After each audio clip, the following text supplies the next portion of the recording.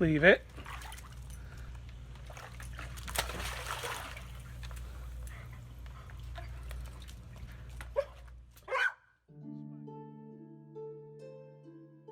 Nature has provided man with natural resources to live from since the beginning of time. Though in recent years, it seems that man has been using up these natural resources more than they need. We travel to Cape Town, home of the Cape clawless otter, one of the most interesting yet secretive animals that seem to be affected by humans' abuse of nature.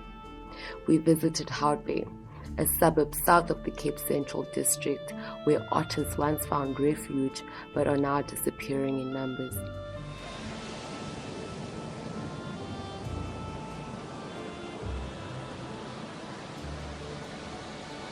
We spoke to some of the Hout Bay residents to find out more about these animals and their condition.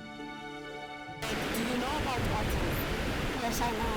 What do you know about otters? They live in the sea and in the bowl at a moon.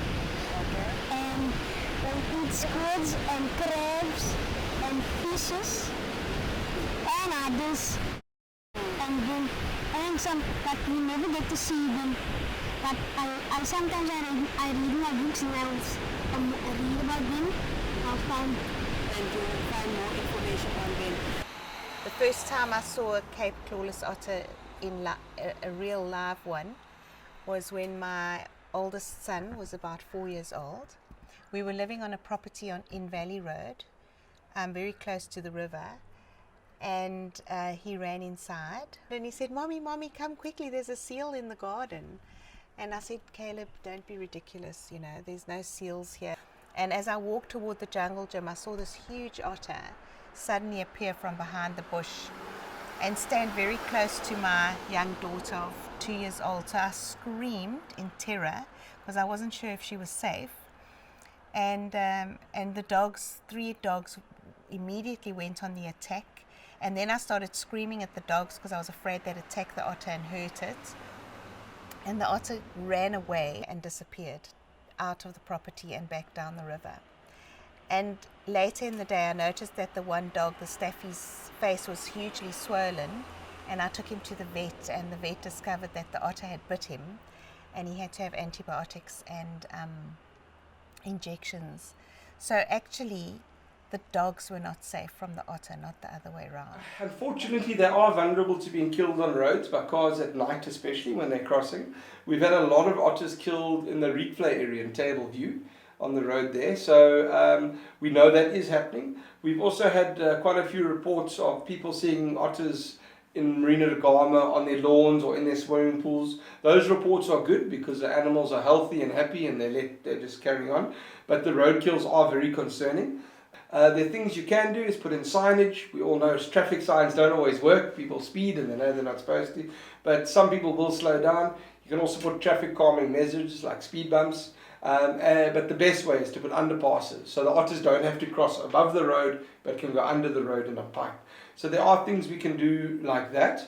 But yes, we don't, because they're such secretive animals, we don't get a lot of reports from about otters in Cape Town. The otter condition circumstances only 16 years ago was far better than now. The river health was far better than now. A little bit of detrimental change has also occurred because in the last 3 years we've had far less rain, and there's far less rain coming out through the river, and humanity needs drinking water and management for their living there, fancy little lives. So we catch all the water in the dams, and we feed that dammed water goes to Camps Bay, and it's used in other parts of city water supply. So we're robbing from that, with that environment. And as a result, there's much less water flow down the rivers, or down the river. People who live close to the river banks abstract water from the river and use it for garden maintenance and so on. And a lot of it goes on the ground and it sucks back through the ground and seeps back to the river, but some of it evaporates away. So that is happening as well. Well, I can only imagine that it's made it extremely difficult for them to continue living and breeding in the river, because the rivers become extremely polluted because of the influx of people into the valley and the lack of infrastructure in terms of sewage disposal. And then also more recently this year now, 2018, with the bad drought. And I think people are using the river water for irrigation. So the river has become so badly depleted that as we speak, it's not running into the ocean at all. It stops right where the mainstream shopping centre is, and there's a small, fairly stagnant lagoon of water that I think they are just managing to eke out a living in from that small lagoon.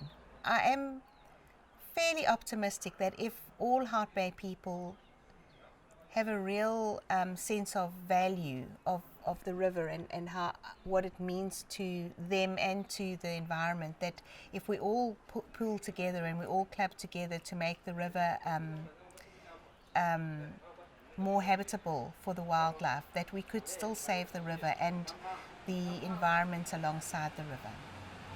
They're very charming and beautiful creatures, and I've noticed on my daily beach walk that there are still otter living in the river, because I see fresh otter spoor almost every single day, both leaving the river and going back from the sea into the river. So it would be lovely if more attention could be given to them, to their conservation and just to their appreciation.